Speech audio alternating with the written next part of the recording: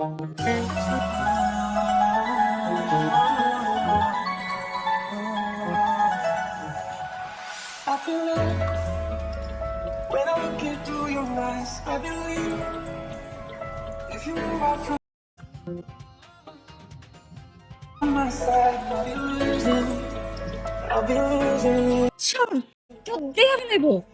কারো দেখার চান্সই নাই।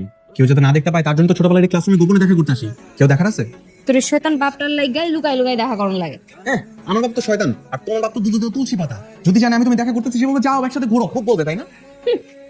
আচ্ছা এবার কাছে কথা বলি, তুই এখানে আসতে এত দেরি করলি কেন? আমি ঢাকা থেকে বাড়ি এসে 10 মিনিটের মধ্যে স্কুলে চলে এসে তোর সাথে দেখা করবো বলে, তুই গ্রামে বসে থেকে 1 ঘন্টা লাগাইছিস। মেয়ে মানুষ না আমি, তুই তো সময় লাগবে। মেয়ে মানুষ আসছে, মনে সেজে গুজে নায়িকা হয়ে আসছে। আমি তো সাজে গুজে করে এসেছি। কি তুই সাজুগুজু করে আসছিস? তুই কোনো চেঞ্জেস তো নাই। তোর আগেও শাকচুনির মতো লাগতো, এখনো শাকচুনির মতোই লাগতেছে। তুই আমার শাশুড়ি কইলি কেন? দাঁড়া না। তোর সাথে যদি মজা না করি তাহলে কার সাথে করবো বল? দাঁড়া না দেখ, আমি ঢাকা থেকে আসার সময় তোর জন্য কি নিয়ে আসছি? পায়েল।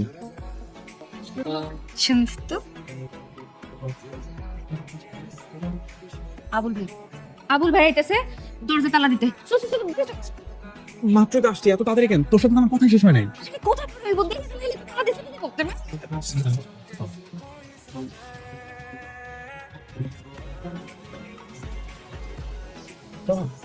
এই দেখ, এটা একদম নিরাপদ জায়গা, এখানে কেউ দেখবেও না, লকও করবে না।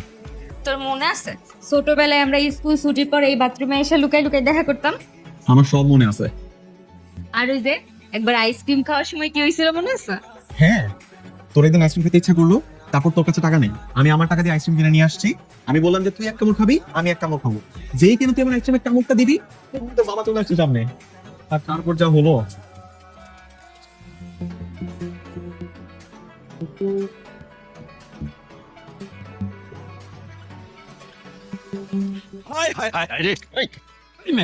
আইসক্রিম খাচ্ছিস কেন?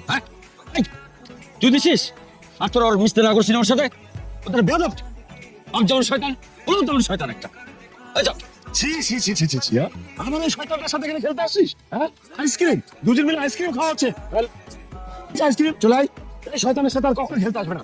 শয়তানের বাচ্চার সাথে খেলা নিষেধ করছি না তোরে আমি। আচ্ছা, তোর বাবা আর আমার বাবা কখনো এক হবে না? আর এখন এমনিতে যে দাকুমরা সম্পর্ক, এইবার আবার আমার বাবা চেয়ারম্যানের পদে দাঁড়াচ্ছে। বলিস কি? এবার তো একেবারে সব শেষ। এতদিন যা ছিল ছিলই, এখন কিনা চির প্রতিদ্বন্দ্বী প্রার্থী হইছে। এবার দেখি একটা খুনাখুনি হয়েই চলবে। এটাই তো চিন্তার বিষয়। আচ্ছা বাদ দে, তোর রেজাল্টের কি অবস্থা?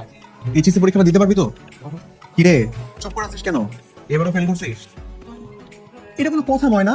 তুই কি সারা জীবন এরকম আদত হয়েই থাকবি? পড়াশোনার কথা ভেবে মেজাজটাই খারাপ করে দিছে। ময়না, কোনো কথা হবে না। ময়না দাঁড়া, ময়না। কিটা রে, তোরা দুজনে বাথরুমে কিটা করতেছিলি? হ্যাঁ, ও আমার বন্ধু না, ওর সাথে ওখানে দাঁড়ায় কথা বলতেছিলাম, গল্প করতেছিলাম। বলে দেব আমি কি মক্কল? আমার মক্কল কইছ? আমি দেখো তার বন্ধু মিলে বাথরুমে দা আমার হলে কোনো সময় গেছত নি বাথরুমে? মজা করি? হ্যাঁ, তোরা নিয়ে আয়। আয় আয়, চল চল, কাউকে কিছু বলিস না, চল। জয়মা, এবার কিন্তু আমি সত্যি সত্যি চেয়ারম্যান হয়ে যেতেছি। বাবা যে আশা তো ভালোই করতেছে, কিন্তু শুধু কি দরকার এগুলোর? ইলেকশন করবে খামোকে। সে তো ভালোই করতেছে, আর আমি মনে হয় ভালো করবো না। আমি চেয়ারম্যান হয়ে দেখাই দিব, ওর চেয়ে বেশি ভালো করবো। গতবার তো মেম্বার পদে খাড়াই ফেল মারছিলেন, এইবার আবার চেয়ারম্যান পদে খাড়াইতে চাইতেছেন। আপনার কপালে না দুঃখ আছে। না শেফালি বেগম, না, ওইসব দুঃখ ফুক্ষ আমি মুছে ফেলাইছি। এবার আমার জয় সুনিশ্চিত, কারণ সরাসরি এমপি সাহেবের হাত হলো আমার মাথা, কোনো ভয় নাই। ভয় আছে কি নাই সেটা পরে দেখা যাবে, একবার দাঁড়াক না। চেয়ারম্যান হওয়া এত সস্তা না। কিন্তু ভাইজান, এমপি সাহেবের সাথে তোমার সম্পর্ক অনেক ভালো। গত কয়েক মাস ধরে নাকি খুবই আনাগোনা বাড়ছে। আনাগোনা বাড়ুক না, যা ইচ্ছা তাই করুন, তাতে আমার কিচ্ছু যায় আসে না। একটা কথা শুনে রাখ, আমি চেয়ারম্যান ছিলাম, আমি আছি, আমি ইনশাল্লাহ থাকবো। বাবা বলছিলাম কি, তুমি তো অনেক বছর ধরে চেয়ারম্যান আছো, এবার নতুন কাউকে একটু সুযোগ দিয়েই দেখো। শোন, হচ্ছে না হচ্ছে এগুলোই, এই প্রেম ভালোবাসা নিয়ে আমাদের মধ্যে কোনো কথা হয় না। এই ডে ভালোবাসা। চুপ থাক, চুপ থাক। উল্টা পাল্টা কথা কবি না, আমি ছাগল না, আমি মানুষ।